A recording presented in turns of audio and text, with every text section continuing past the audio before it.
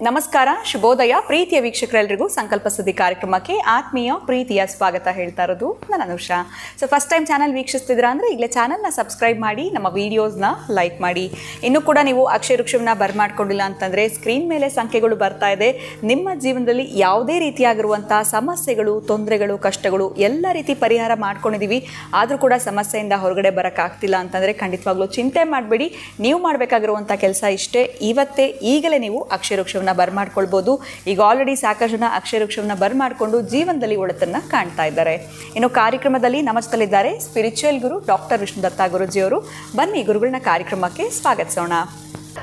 ನಮಸ್ತೆ ಗುರುಗಳೇ, ಕಾರ್ಯಕ್ರಮಕ್ಕೆ ಆತ್ಮೀಯ ಸ್ವಾಗತ. ಆರೋಗ್ಯವೇ ಭಾಗ್ಯ ಅನ್ನೋ ಒಂದು ಮಾತಿದೆ. ಜೀವನದಲ್ಲಿ ಆರೋಗ್ಯ ಒಂದು ಚೆನ್ನಾಗಿದ್ರೆ ಸಾಕು, ಮನುಷ್ಯ ಏನು ಬೇಕಾದರೂ ಸಾಧಿಸ್ತಾನೆ ಅಂತ. ಆದರೆ ಇತ್ತೀಚೆಗೆ ಏನಾಗಿದೆ, ತುಂಬ ಈ ಒಂದು ಎಕ್ಸ್ರೇ, MRI, ಸ್ಕ್ಯಾನಿಂಗ್ ಎಲ್ಲವೂ ಮಾಡಿಸಿರ್ತಾರೆ. ರಿಪೋರ್ಟ್ ನಾರ್ಮಲ್ ಆಗಿ ಬಂದಿರುತ್ತೆ. ಆರೋಗ್ಯದ ಸಮಸ್ಯೆಯಿಂದ ಹೊರಗಡೆ ಬರ್ತಾ ಇರೋದಿಲ್ಲ. ಇದು ಅನೇಕ ಜನರಲ್ಲಿ ನಾವು ತುಂಬ ಕಾಮನ್ ಆಗಿ ನೋಡ್ತಾ ಇದ್ದೀವಿ ಅಂತ ಹೇಳ್ಬೋದು. ದುಡ್ಡು ಸುರಿದು ಸಾಕಾಗಿರುತ್ತೆ ಹಾಸ್ಪಿಟ್ಲಿಗೆ. ಕಾಯಿಲೆ ಏನು ಅನ್ನೋದೇ ಅವ್ರಿಗೆ ಗೊತ್ತಾಗಿರೋದಿಲ್ಲ. ಹೋಗೋದು ಬರೋದು, ರಿಪೋರ್ಟ್ ಮಾಡಿಸಿದರೆ ನಾರ್ಮಲ್ ಆಗಿದೆ. ಇದು ಎಂಥ ಕರ್ಮ ಅಂತ ಅನಿಸ್ಬಿಟ್ಟಿರುತ್ತೆ. ಹೇಗೆ ಈ ಆರೋಗ್ಯದ ಸಮಸ್ಯೆನ ಸರಿಪಡಿಸ್ಕೊಳ್ಳುವಂಥದ್ದು? ನೀವು ಹಾಸ್ಪಿಟ್ಲಿಗೆ ಹೋಗಿ ರಿಪೋರ್ಟ್ ತೋರಿಸಿದ್ರೆ ನಾರ್ಮಲ್ ಆಗಿದೆ ಅಂತಾರೆ, ಡಾಕ್ಟ್ರ್ ಕಳಿಸ್ತಾರೆ. ಆದರೆ ಪೇಯ್ನ್ ಅನ್ನುವಂಥದ್ದು ಇರುತ್ತಲ್ಲ, ಅದು ಹೊರಗಡೆ ಬರ್ತಿರೋದಿಲ್ಲ. ಯಾಕೆ ಈ ಥರ ಆಗುತ್ತೆ? ಸೊ ನನಗೂ ಕೂಡ ಗೊತ್ತಿರೋರೊಬ್ಬರು ಲೇಡಿ ಇದೇ ಸಮಸ್ಯೆಯಿಂದ ಸಫರ್ ಆಗ್ತಿದ್ದಾರೆ. ಏನು ಮಾಡಬೇಕು ಇವರು? ಜಾತಕದ ಮೋರೆ ಹೋಗಬೇಕಾ, ಅಲ್ಲಿ ಎಕ್ಸ್ರೇ ಸ್ಕ್ಯಾನಿಂಗ್ ಹೋಗಬೇಕಾ, ಅಥವಾ ಹೈಯರ್ ಡಾಕ್ಟ್ರ್ ಹೋಗಬೇಕಾ, ಸೆಕೆಂಡ್ ಒಪಿನಿಯನ್ ತೊಗೊಳ್ಬೇಕಾ? ಎಲ್ಲವೂ ಆದರೂ ಕೂಡ ಪರಿಹಾರ ಸಿಗ್ತಾ ಇಲ್ಲ. ಇದಕ್ಕೆ ಏನು ಪರಿಹಾರ ಮಾಡ್ಕೊಳ್ಬೇಕು ದಯವಿಟ್ಟು ತಿಳಿಸ್ಕೊಡಿ. ಓಂ ವಿಶ್ವಸ್ಮೈ ನಮಃ. ಪ್ರೀತಿಯ ಬಂಧುಗಳೇ, ಇದು ಬಹಳಷ್ಟು ಜನಕ್ಕೆ ವಯೋಸಹಜ ಆದಾಗ ನೋವುಗಳು ಬರೋದು ಬೇರೆ. ಇನ್ನು ಮಧ್ಯವಯಸ್ಕರಿಗಂತೂ ಆ ಕಡೆ ಡಾಕ್ಟ್ರ್ ಹತ್ರ ಹೋದರೆ ನೀವು ಹೇಳಿದಾಗೆ ನಾರ್ಮಲ್ ತೋರಿಸ್ತಾ ಇದೆ, ಮನೆಗೆ ಬಂದರೆ ಆ ನೋವಿಂದ ಬಳಲಬೇಕು. ಒಂದು ರೀತಿಯಾಗಿ ಅವರು ಜೀವನದಲ್ಲಿ ಬೇಸರ ಹೊಂದಿ ಏನು ಮಾಡಬೇಕು ಅಂತ ಗೊಂದಲಕ್ಕೆ ಈಡಾಗಿರತಕ್ಕಂಥ ಸನ್ನಿವೇಶಗಳು ಇದ್ದಾವೆ. ಇಲ್ಲಿ ಈ ಯಾವ ತರಹದ ವ್ಯಾಧಿಗಳಿದ್ದಾವೆ, ಇದೆಲ್ಲದಕ್ಕೂ ಇಷ್ಟೇ ಅನುಭವಿಸುವಂತ ಕೆಲವು ಹೇಳ್ತಾನೆ. ಅದನ್ನೇ ಪ್ರೀವಿಯಸ್ ಜನ್ಮದ್ದು. ಒಬ್ಬರು ಸಾಲದಿಂದ ನರಳುವಂಥ ಶಿಕ್ಷೆ, ಇನ್ನೊಬ್ಬರು ಮಕ್ಕಳಿಲ್ಲದಾಗೆ ಶಿಕ್ಷೆ, ಮತ್ತೊಬ್ಬರು ದೇಹ ಗಾಯಗಳಿಂದ ಶಿಕ್ಷೆ, ಇನ್ನೊಬ್ಬರು ಈ ರೀತಿ ವ್ಯಾಧಿಗಳಿಂದ ಶಿಕ್ಷೆ, ಮತ್ತೊಬ್ಬರು ಯಾವುದು ಅವರಿಗೆ ಬಂದಿರತಕ್ಕಂತಹ ನಷ್ಟ ಕಷ್ಟ ವ್ಯಾಪಾರದ ದುಃಖದಲ್ಲಿ ವಿಲೆ ಅಂತ ಒದ್ದಾಟ ಮಾಡೋ ಶಿಕ್ಷೆ. ಈ ರೀತಿಯಾಗಿರ್ತಕ್ಕಂಥ ಯಾವ ಶಿಕ್ಷೆಗೆ ಗುರಿಯಾಗಿರುತ್ತಾರೋ ಇದೆಲ್ಲವೂ ಕೂಡ ನೀವು ಡಾಕ್ಟರ್ ಬಳಿ ತೋರಿಸಿ ವಾಸಿ ಆಗಲಿಲ್ಲ, ಇನ್ನೊಬ್ರು ಯಾರೋ ಪ್ರಯತ್ನ ಪಡ್ತಾರೆ ಆಗಲೂ ಆಗ್ತಾ ಇಲ್ಲ ಅಂತಂದರೆ 100ಕ್ಕೆ 100 ಚೆನ್ನಾಗಿ ನೆನಪಿಟ್ಕೊಳ್ಳಿ. ಇದು ಹಿಂದಿನದ್ದು. ನಿಮಗೆ ಆ ಸಮಯದಲ್ಲಿ ಆ ಘಟನಾವಳಿಗಳಲ್ಲಿ ಅನುಭವಿಸಲೇಬೇಕಾಗಿರುವಂಥದ್ದು.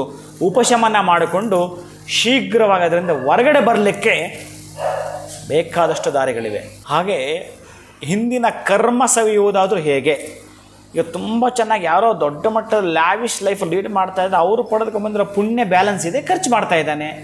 ನೀನು ಖರ್ಚು ಮಾಡ್ತಾ ಇದೆಯಲ್ಲ, ಅವರು ಖರ್ಚು ಮಾಡ್ತಿರೋದು ಒಂದು ವಿಧಾನ, ನೀನು ಖರ್ಚು ಮಾಡ್ತಾ ಇರೋದು ಮತ್ತೊಂದು ವಿಧಾನ. ನೀನು ನೋವಿನ ಮುಖಾಂತರ ನಿನ್ನ ಪಾಪವನ್ನು ಕಳೀತಾ ಇದೆಯಾ. ಬಹುಶಃ ನಿನಗೆ ಯಾವ ಗುರುಗಳು ಸಿಗ್ತಾರೋ ಅಥವಾ ಯಾವ ತಂತ್ರ ಸಿಗುತ್ತೋ ಅಲ್ಲಿ ತನಕ ಇದು ಬೇಕೋ, ಆ ನಂತರ ಮಂಗಮಾಯ. ಅದು ಮಂಗಮಾಯ. ಅದಕ್ಕೆ ಏನು ಹೇಳ್ತಾನಂದ್ರೆ, ಈ ರೀತಿ ವ್ಯಾಧಿಗಳಿಗೆ ನೀವು ಸಾಧ್ಯ ಆದಷ್ಟು ಗೋಧಿಯನ್ನು ದಾನ ಮಾಡ್ತಾ ಬನ್ನಿ.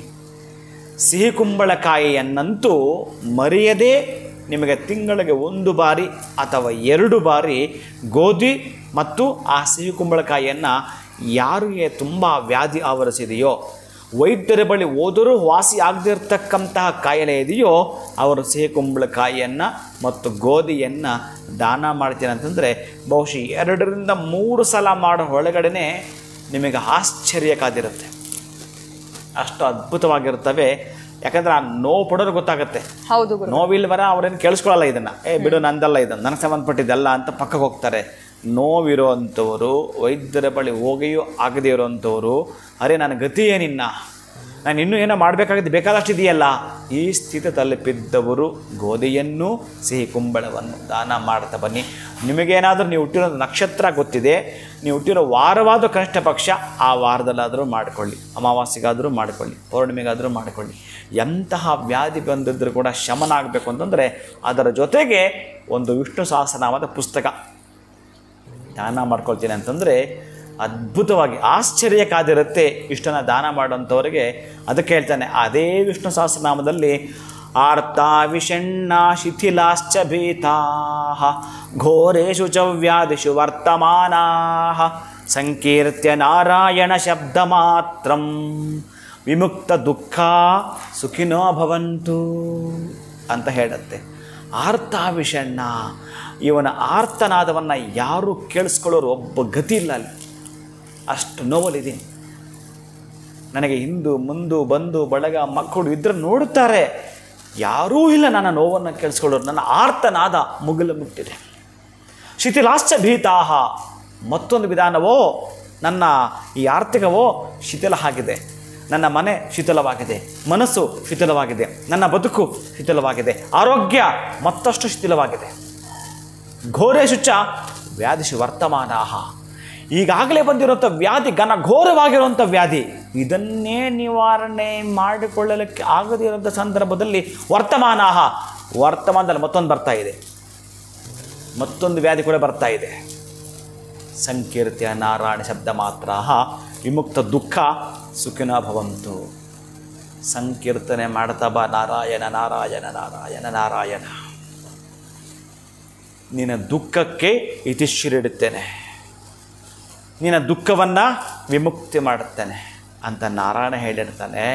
ಅದಕ್ಕಾಗಿ ಯಾರಾದರೂ ಪಠನೆ ಪಾರಾಯಣ ಮಾಡತಕ್ಕಂಥವರೆಗೆ ನೀವು ಗೋಧಿಯನ್ನು ಜೊತೆಗೆ ಸಿಹಿ ಕುಂಬಳಕಾಯಿಯನ್ನು ಅಕ್ಕಗಳಿರ ಅಣ್ಣಗಳಿರ ಅಪ್ರಮೇಯನಾಗಿರ್ತಕ್ಕಂಥ ವಿಷ್ಣು ಸಹಸ್ರನಾಮದ ಪುಸ್ತಕವನ್ನು ದಾನ ಮಾಡಿ ಅತ್ಯಂತ ಆಶ್ಚರ್ಯವನ್ನು ತಾವು ಕಾಣ್ತೀವಿ.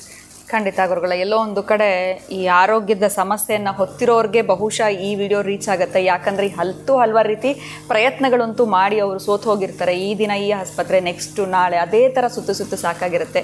ಗೋಧಿ ಜೊತೆಗೆ ಸಿಹಿ ಕುಂಬಳಕಾಯಿ ವಿಷ್ಣು ಸಹಸ್ರನಾಮ ಪುಸ್ತಕವನ್ನು ದಾನ ಮಾಡೋದ್ರಿಂದ ಶೀಘ್ರವಾಗಿ ಅವ್ರಿಗೆ ಒಂದು ಚೇತರಿಕೆ ಅನ್ನೋಂಥದ್ದನ್ನ ಕಾಣ್ತಾರೆ ಅಂತ ಹೇಳಿದ್ರಿ. ಜೊತೆಗೆ ಹಿಂದಿನ ಜನ್ಮದ ಒಂದು ಕರ್ಮಫಲ ಕೂಡ ಇಲ್ಲಿ ಕಂಟಿನ್ಯೂ ಆಗುತ್ತೆ, ಅದನ್ನು ಇಲ್ಲಿ ಖರ್ಚು ಮಾಡಲೇಬೇಕಾಗತ್ತೆ ನಾವು ಅನ್ನೋಂಥದ್ದನ್ನ ಕೂಡ ತಿಳಿಸ್ಕೊಟ್ರಿ. ಧನ್ಯವಾದಗಳು ಗುರುಗಳೇ, ನಮಸ್ಕಾರ. ಹರೇ ಶ್ರೀನಿವಾಸ.